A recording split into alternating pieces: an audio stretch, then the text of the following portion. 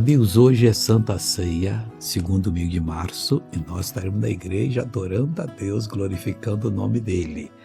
O salmista que escreveu o Salmo 119, uns dizem que é o rei Davi. Como não sabemos, eu vou ficar aqui na minha, não sei quem escreveu, mas sei que foi o Espírito Santo, que usou alguém, pode ter sido ele.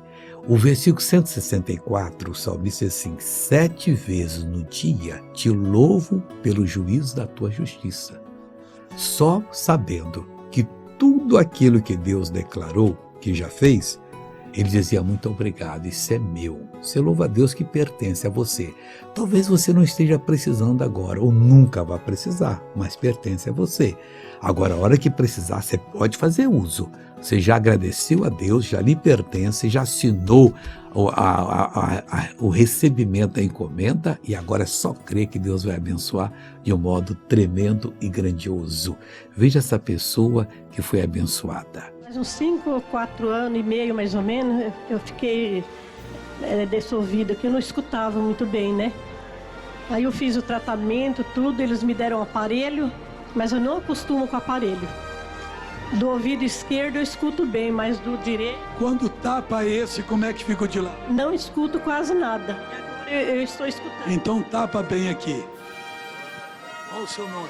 Divina. Onde é que você nasceu? No Espírito Santo do Rio Turvo. Brasilina. Qual o nome do seu pai? Aristides.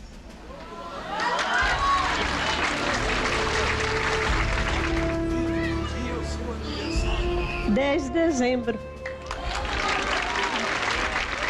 Divina, eu rouco lá na pontinha. E você ouviu? Eu não estou rindo. A hora que o missionário orou, eu coloquei a mão no ouvido, aí eu comecei a ouvir.